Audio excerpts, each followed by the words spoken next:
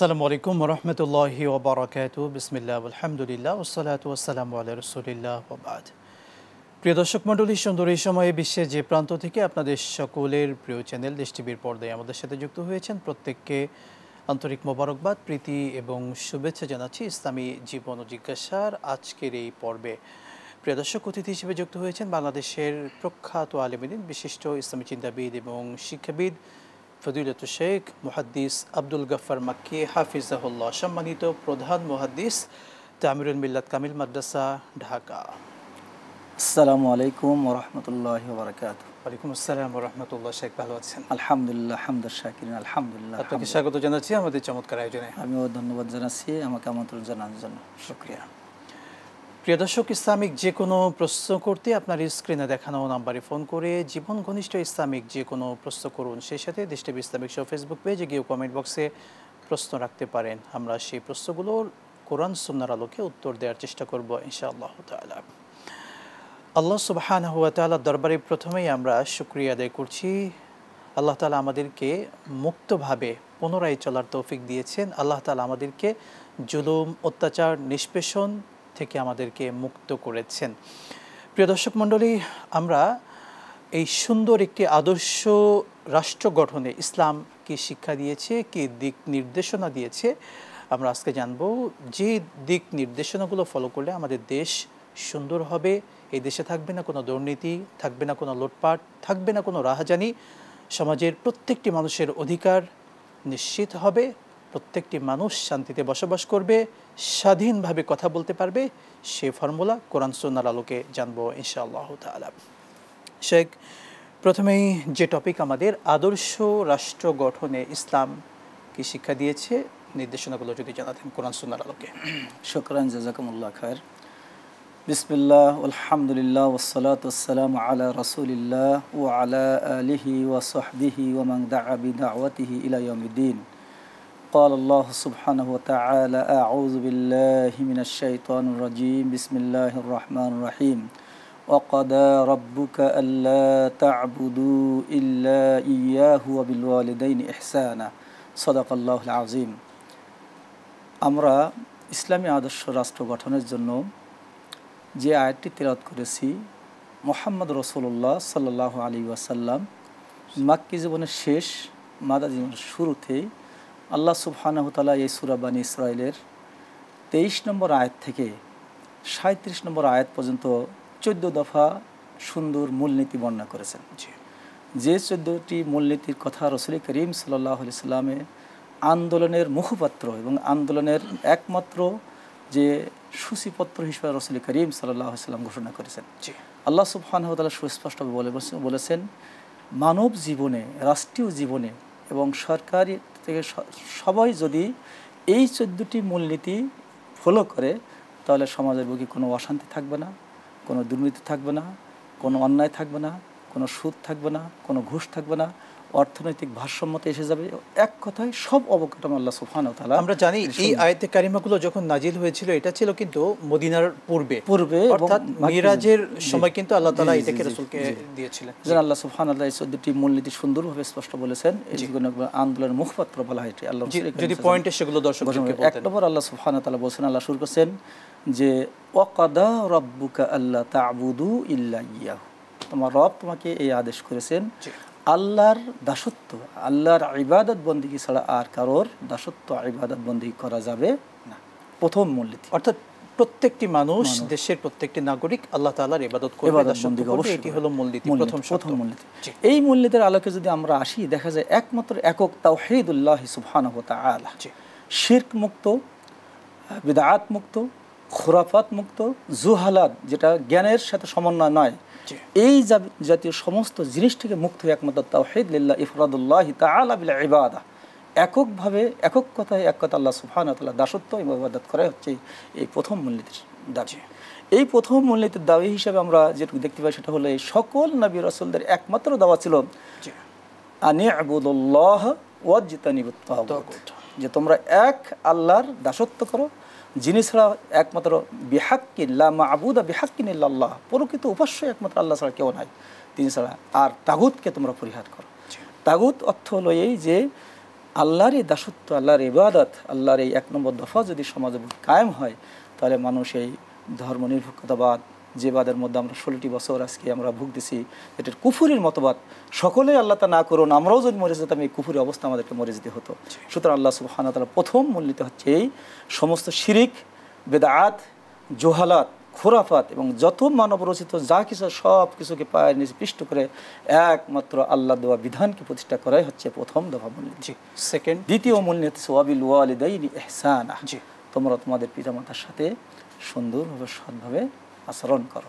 আচরণ করার মতো এখানে পিতামাতার ক্ষেত্রে অনেক কিছু বলা হয়েছে। আল্লাহ সুবহানাহু ওয়া তাআলা রাসূল আকরাম আলাইহিস হাদিসের মধ্যে বলেছেন যে ওই ব্যক্তির জন্য ধুলার নাক ধুলার সাথে মিশে যাক, ধুলার সাথে মিশে যাক, ধুলার সাথে মিশে যাক।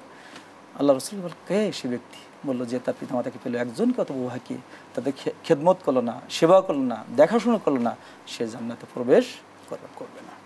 আর 3 নম্বর মূলনীতি হচ্ছে ওয়াআতিজাল কুরবা হাক্কাহু, তার নিকট আত্মীয় স্বজন, রক্তের সাথে সম্পৃক্ত বোন, ভাই, ফুফা, দাদা, দাদি, নানা, নানি, খালা, অর্থাৎ একান্তই নিকট আত্মীয়দের সাথে তাদের যে হক আছে, অধিকার আছে, সে হকগুলো পৌঁছে দেয়। রাসূল কারীম সাল্লাল্লাহু আলাইহি ওয়াসাল্লাম বলেছেন, প্রত্যেকটি জিনিসের হক, ওয়া ইন্না লিরাব্বিকা আলাইকা হাক্কান, তোমার রবের প্রতি তোমার হক আছে। ওয়া ইন্না লিনাফসিকা আলাইকা হাক্কান, তোমার নফসের প্রতি তোমার হক আছে। ওয়া ইন্না লিজাওজাতিকা আলাইকা হাক্কান, তোমার স্ত্রীর প্রতি তোমার হক আছে। মোট কথা প্রত্যেকটি বিষয়ের হক রয়েছে, এমনকি একটি প্রাণীরও হক আছে। ফাআতি কুল্লাযি হাক্কিন হাক্কাহু, প্রত্যেক প্রাণীর, প্রত্যেক বস্তুর যে হক আছে, অধিকার আছে, তার যে নির্দিষ্ট মর্যাদা আছে, তার সে অধিকার তুমি ফিরিয়ে দাও। শেখ, যদি এই পয়েন্টে আমরা একটু বলতে চাই, আমাদের দেশে এই যে সম্প্রতি কয়েকদিনে আমরা প্রচুর পরিমাণে লুটপাট করেছি আমার পাশের মানুষের, আমার প্রতিবেশীর, যারা কাছের মানুষ বা যারা সম্পদশালী, বিভিন্ন ব্যবসা প্রতিষ্ঠানে যে যারা লুটপাট করেছে, এই আয়াতের অর্থাৎ এই আয়াতে ও ওয়াতিদাল কুরবা হাক্কুহু আল মিসকিন, এখান থেকে যদি তাদের উদ্দেশ্যে কিছু বলতেন যারা লুটপাট করেছে, এটা ইসলাম কিভাবে দেখে? শুকরান, জাযাকুমুল্লাহ। এটা তো আছেই যে তাদের অধিকার।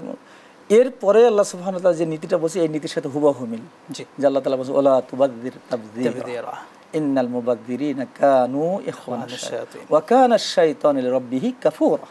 আল্লাহ বলছেন যে এই যে লুটপাট, এই ভাঙচুর, এগুলো হচ্ছে ইসলামের দৃষ্টিতে যে হ্যাঁ, যে রাসূল কারীম সাল্লাল্লাহু আলাইহি ওয়াসাল্লাম হাদিসের মধ্যে বলেছেন, উকাতিলু উমিরতু আন উকাতিলান নাস হাত্তা ইয়াকুলু লা ইলাহা ইল্লাল্লাহ, যদি কেউ লা ইলাহা ইল্লাল্লাহ বলে, তাহলে তার মাল, তার সম্পদ এবং তার নফস সম্পূর্ণ নিরাপদ। কথা, যারা অন্যায়ভাবে এভাবে কোনো কারণ ছাড়া মানুষের লুটপাট করেছে, প্রতিবেশীর হোক, অন্য মানুষের, বেধর্মীর হোক, যার হোক না কেন, এটা সম্পূর্ণরূপে হারাম। ইসলাম এটাকে সমর্থন করে না। আমরা এই ব্যাপারটাকে তীব্র নিন্দা জানাচ্ছি আমাদের আয়োজন থেকে। তবে এখানে একটি শর্ত বলেছেন সকলে, ইল্লা বিল হক, যদি সে ব্যক্তি যদি প্রকৃত দোষী হয়, তাহলে তার ইসলাম মানে তবু ব্যক্তি হাতে নয়, ব্যক্তি পর্যায়ে, এটা রাষ্ট্রীয় পর্যায়ে, যে রাষ্ট্রীয় পর্যায়ে তার কে সুপাদ্য করা, তার আইন নিজের কথা। কেউ অন্যায় করলে সেটাকে রাষ্ট্র যেহেতু রয়েছে, রাষ্ট্র সেটার বিচার করবে, এটাই কিন্তু মূলনীতি। এজন্য রাসূল কারীম সাল্লাল্লাহু আলাইহি ওয়াসাল্লাম এখানে কয়েকটি মূলনীতির কথা এখানে বলেছেন। এই আয়াতের আলোকে আল্লাহ রাসূল বলেছেন 3টি কাজ যদি কেউ করে সরাসরি জান্নাতে প্রবেশ করবে। 1 নম্বর হলো এই ওয়া আফু আম্মান যালামাক, যে তোমার উপর অত্যাচার করেছে, জুলুম করেছে, নির্যাতন করেছে, বিভিন্নভাবে তোমার টর্চারিং করেছে, তাকে তুমি ক্ষমা সুন্দর দৃষ্টিতে দেখো, তার বিচার আল্লাহ তাআলা করবেন। ওয়া আহসিন, দ্বিতীয় ওয়া আহসিন আম্মান আসাআ ইলাইকা, যে তোমার সাথে সদা সর্বদা খারাপ আছে, মন্দ আচরণ করছে, তার সাথে তুমি ভালো আচরণ করো, সৎ আচরণ করো। আর তৃতীয় যে কথাটি আপনার কথার মধ্যে এসে গেছে, আল্লাহ রাসূল বলেছেন ওয়াসিল আম্মান কাতাআকা, যারা সম্পর্ক বিচ্ছিন্ন করে তোমার থেকে দূরে সরে যেতে চায়, বিচ্ছিন্ন করতে চায়, তাদের সাথে তুমি সম্পর্ককে বৃদ্ধি করো।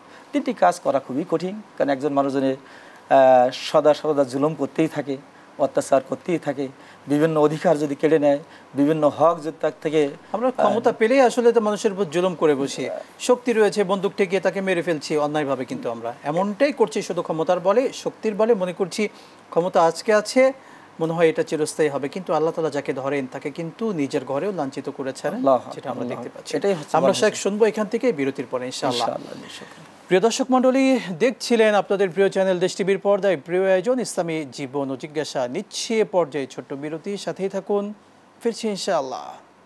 বিরতির পরে আরও একবার স্বাগত জানাচ্ছি আপনাদের প্রিয় চ্যানেল দেশ টিভির পর্দায় প্রিয় আয়োজন ইসলামী জীবন ও জিজ্ঞাসার এই পর্বে। ইসলামিক যে কোনো প্রশ্ন করতে স্ক্রিনে দেখানো নাম্বারে ফোন করে প্রশ্ন করুন, সেই সাথে দেশ টিভি ইসলামিক শো ফেসবুক পেজে গিয়েও কমেন্ট বক্সে প্রশ্ন রাখতে পারেন। শেখ, প্রশ্ন এসেছে, ভিক্ষুককে খালি হাতে ফিরিয়ে দিলে কোনো ক্ষতি হবে কিনা? এটি না দেওয়াই সবচেয়ে উত্তম, যেহেতু রাসূল করিম সাল্লাল্লাহু আলাইহি ওয়াসাল্লাম বলেছেন উপরের হাত নিচের হাত থেকে অতি উত্তম, এবং আল্লাহ তো বলছেন ওয়াম্মাস সাইলা ফালা ফালা তানহার। তানহার। সুতরাং যদি কেউ ভিক্ষুক সেজে আসে তাহলে দেখতে হবে তার অবস্থা। যদি অবস্থা নিতান্তই সে ভিক্ষুক হয় তাহলে তাকে ভালোভাবে দেওয়া ভালো। আর ভিক্ষুক যদি না হয়, ভিক্ষুক কেউ সেজেও থাকে অনেক ধরনের, তাকে বুঝাই বলা ভালো যে ভাই এই কাজটা করা ঠিক না। রাসূল আকরাম আলাইহিস সালামের সেই ঘটনা আমরা বলতে পারি, যে কম্বলের একটি, যে ভিক্ষুক আসলো, তাকে বললো যে না আমি ভিক্ষা চাই না, আমি চাই কি কিছু করে খেতে চাই। রাসূল করিম সাল্লাল্লাহু আলাইহি ওয়াসাল্লাম তাকে কাঠ কাটার অনুমতি দিলেন। সে কাঠ কাটলো, এসে কুঠার দিলেন, দিয়ে কাঠ কেটে কুঠার দিয়ে সে সব মোট কথা ভিক্ষাবৃত্তি ইসলাম সমর্থন করে না। তবে কেউ যদি একান্ত অপারগ হয়ে তার কোনো উপায় নেই, যদি সত্যিকার অর্থেই সে নিডি হয়, প্রকৃত, তাকে অবশ্যই না দেওয়া সবচেয়ে বেশি ভালো। তবে যে সম্মানিত ব্যক্তি, যে সম্মান, সে কোনোদিন এই কাজ আসবে, সে না খেয়ে থাকলেও ঘরের মধ্যে থাকবে, কিন্তু শুকরিয়া শেখ। আরেকটি প্রশ্ন নিচ্ছি, পায়ে ব্যান্ডেজ লাগানো থাকলে কিভাবে ওযু করতে হবে? সেই ক্ষত স্থানটা সে শুধুমাত্র সে মসা করবে আর কি।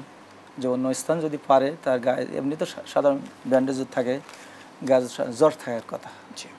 হ্যাঁ, যদি তার পক্ষে মানে সম্ভব হয় ওযু করবে সে।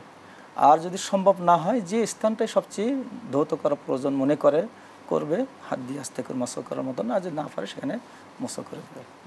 অর্থাৎ হাতকে ভিজিয়ে সে ভেজা হাত দিয়ে একটু মাসা করে দেবে যতটুকু পারে। ইসলাম সহজ করে দিয়েছে, ইন্নাদ-দীনা ইনদাল্লাহিল ইসলাম। শেখ, আরেকটি বলবেন, নামাজে যদি কেরাত পড়ার সময় অনিচ্ছাকৃত ভুল হয়ে যায়, সেক্ষেত্রে নামাজ হবে কিনা? যদি সে বুঝে যে আমার অনিচ্ছাকৃত ভুল হয়েছে, তবে অবশ্যই সে বুঝতে পারবে যে নামাজটা তার আসলে হয় নাই। কারণ অনিচ্ছাকৃত ভুল মানে কি? ইচ্ছাকৃত ভুল একটি, আর অনিচ্ছাকৃত ভুলকে আল্লাহ তাআলা সুবহানাহু ওয়া তাআলা মাফ করার মালিক হচ্ছে আল্লাহ। রুফি আল কলামু আন সালাস, রব্বানা লা তুআখিযনা ইন নাসিনা আও আখতানা। আল্লাহ তাআলার কত সুন্দর ফয়সালা আল্লাহ তাআলা দিয়েছেন। এই ফয়সালার ইসলাম তো এই জন্য বলছে যে সার্বজনীন জীবন ব্যবস্থা। তবে শেখ, বলা হয়ে থাকে, অনেকে বলেন যে প্রথম 3 আয়াত অথবা ছোট ছোট 3 আয়াত কিংবা হলো বড় একটি আয়াত যদি শুদ্ধ কেউ তেলাওয়াত করেন, সুন্দর হয়, ভালো হয়। এবং যদি এর পরে অনিচ্ছাকৃত কোনো ভুল হয়, সেক্ষেত্রে নামাজের কোনো ক্ষতি হবে না। এটা অবশ্যই এটা আফদালিয়াত, এটা ইনদাল কুররা কারীদের নিকট আফদালিয়াত। বড় আয়াত একটি, ছোট আয়াত 3টা পড়া হয়ে গেল, তারপরে যদি সে ভুল হয়, সে ভুলের ব্যাপারে লাভ আছে, কেউ বলেছেন আর কি। আরেকটি প্রশ্ন নিচ্ছি শেখ, যে ঘরে ছবি থাকে সেই ঘরে নামাজ পড়া ঠিক হবে কিনা? একদম এক কথা বলা যাবে যে না, আসলে ঠিক না, ছবিটা নামাই ফেলবে। এতদিন আমরা জোর জুলুমের শিকার ছিলাম, ছবি আমাদেরকে মাথায় নিয়ে আমাদেরকে নামাজ পড়তে হয়েছে, ছবি সামনে রেখে আমাদেরকে নামাজ পড়তে হয়েছে। এটা আদৌ ঠিক না। এই জন্য রাসূল করিম সাল্লাল্লাহু আলাইহি ওয়াসাল্লাম আলী বিন আবি তালেব রাদিয়াল্লাহু তাআলা হাদিস কানা তিনি বলেছেন যে এই ছবি অথবা মূর্তি এটা কঠিন একটা শিরিকের একটা মানে পর্যায় এবং তাওহীদের বিপরীত। এবং যে ঘরে ছবি থাকে সেখানে তো ফেরেশতা প্রবেশ করতে পারে না। এবং বলা হয়েছে ফাইজা ওয়াজাত্তাহু ফাতামিসু আলাল আরদ, যেখানেই পাবা মূর্তি, যেখানেই পাবা ছবি, তোমরা মাটির সাথে মিশিয়ে দাও। সুতরাং এর ব্যাপারে সঠিক সুস্পষ্ট বিধান থাকা সত্ত্বেও, এই জন্য আমি বলছিলাম ইসলামী মূলনীতি যে একটি মূলনীতি, সেটা হচ্ছে এই যে আদামুত তাবযির, অপচয় না করা। এই যে ছবিগুলো ক্রয় করা, ছবিগুলো তৈরি করে, মূর্তি, বিভিন্ন ভাস্কর্য তৈরি করা, এটা নিঃসন্দেহে একটা অপচয়। শেখ, আমাদের তো একটা রেওয়াজ হয়ে গিয়েছে এই যে মূর্তিগুলো তৈরি করতে বা বিভিন্ন নাম পরিবর্তন করতে কত লক্ষ লক্ষ কোটি কোটি টাকা ব্যয় হচ্ছে। আবার একজন যাচ্ছে, অন্যজন আসছে, এটাকে ভেঙে দিয়ে আবার নতুন করে তৈরি করছে। এগুলো তো নিঃসন্দেহে অপচয়। আল্লাহ বলছেন যে লা তুবাযির তাবযীরান, তোমরা অপচয় করার মতো অপচয় করো না। অপচয়কারীরা কি? শয়তানের ভাই। ইন্নাল মুবাযযিরিনা কানু ইখওয়ানাশ শায়াতিন ওয়া কানা আশ-শাইতানু লিরাব্বিহি কাফুরা। শেখ, আরেকটি প্রশ্ন নিচ্ছি, কাজা সালাত আদায় করতে ইকামত দেওয়া লাগবে কিনা? যদি জামাতবদ্ধভাবে হয় তাহলে সেখানে দেওয়াই ছেড়েও, জামাতবদ্ধভাবে না হয় একা কিছু না দিলে দিতে পারে, অথবা দিলে সে দিতে পারে, কোনো সমস্যা না দিলেও তার নামাজ আদায় হয়ে যাবে। আরেকটি বিষয়, সুন্নত কি কাজা করতে হবে যদি সুন্নত কোনো কাজা হয়ে যায়? সুন্নতের ব্যাপারে, কাজার ব্যাপারে নাই, তবে সুন্নতকে সে যদি গুরুত্ব দেয়, যে সুন্নাত রাওয়াতিব যেটা বলা হয়েছে, তাহলে দেখালাল জান্নাহ বানাল্লাহু বাইতান কসরান ফিল জান্নাহ, আল্লাহ সুবহানাহু ওয়া তাআলা জান্নাতে কসর বালাখানা তৈরি করে রাখছেন আর কি। হ্যাঁ, জি শেখ, শুকরান। আরেকটি বলবেন 5 ওয়াক্ত সালাতের পূর্বে কি তাহিয়াতুল ওযু যে নামাজটি রয়েছে এটি পড়া লাগবে কি? এটি পড়লে সবচেয়ে বেশি ভালো হয়, কারণ এটা বলা হয়েছে তাহিয়াতুল ওযু, আমাদের দেশে এটা প্রচলিত আর কি, জি, কিন্তু মানে ওযু করার পরেই মসজিদে ঢুকেই 2 রাকাত নামাজ, 2 রাকাত নামাজ, এটাকে বলা হয় যে সবচেয়ে দুখুলুল মসজিদ। দুখুলুল মসজিদ, এবং সবচেয়ে যে কোনো মসজিদ পৃথিবীর শুধুমাত্র কাবা ঘর ছাড়া, জি, কাবা ঘরের মধ্যে বিধান আল্লাহ তাআলা ফালিয়াতাওয়াফু বিল বাইতিল আতিক, যখনই কেউ প্রবেশ করবে তার উচিত হচ্ছে সে কি করবে, তাওয়াফ করতে। তাওয়াফ করবে। কিন্তু কাবা ঘর ছাড়া পৃথিবীর যে কোনো মসজিদে যখনই প্রবেশ করবে তখন ফালিয়ারকা রাকাতাইন, জি, সেজন্য অবশ্যই 2 রাকাত নামাজ পড়ে।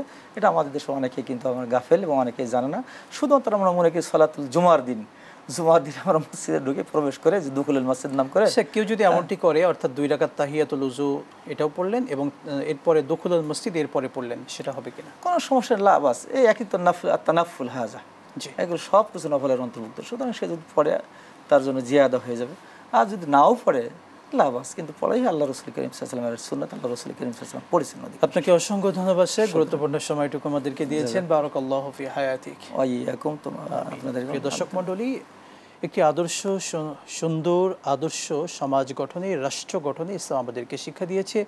কোরআন সুন্নাহর আলোকে অসংখ্য নীতিমালা আছে, আমরা সেই বিষয়গুলোকে ফলো করব। বিশেষ করে আমরা প্রত্যেককে বলতে চাই, আমরা দেশের নাগরিক, এই দেশকে, আমাদের প্রিয় বাংলাদেশকে সুন্দর করার দায়িত্ব আমাদের প্রত্যেকের। আমরা সচেতন হব, আমরা কোথাও ইচ্ছাকৃতভাবে নোংরা করব না, ময়লা যেখানে সেখানে আমরা ফেলবো না, দেশের কোনো সম্পদ আমরা ক্ষতি করব না, অন্যকে কোনোভাবে কষ্ট দেব না, কারো উপর জুলুম করব না, অত্যাচার করব না, মারামারি হানাহানি কাটাকাটি সবগুলো বন্ধ করব, লুটপাট বন্ধ করে দেব, চাঁদাবাজি বন্ধ করব। এভাবে সুদ ঘুষ থেকে শুরু করে যে ঘুষের প্রচলন, যেই ঘুষের কারণে বর্তমানে যারা মেধাবী আছে তারা বঞ্চিত, এই ঘুষ এবং বিশেষ করে এই মেধাবী যারা আছে তাদের অবমূল্যায়নের জন্যই কিন্তু আজকে একটা পর্যায়ে আমরা দেশে এসে এই শান্তিতে বসবাস করছি, এবং আমাদের ছাত্রদের অক্লান্ত পরিশ্রম, তাদের আত্মত্যাগ, তাদের বহু স্যাক্রিফাইসের কারণে আমরা কিন্তু এমন বাস করছি। প্রিয় দর্শক মণ্ডলী, এই জন্য আসুন আমরা আমাদের দেশকে সুন্দর করি, এবং এটি সুন্দর করার দায়িত্ব আমাদের প্রত্যেকের। আল্লাহ তাআলা আমাদের প্রত্যেককে তৌফিক দান করুন, আমিন। আজকের মতো বিদায় নিচ্ছি, আবারও দেখা হবে। আসসালামু আলাইকুম ওয়া রাহমাতুল্লাহি ওয়া বারাকাতুহু।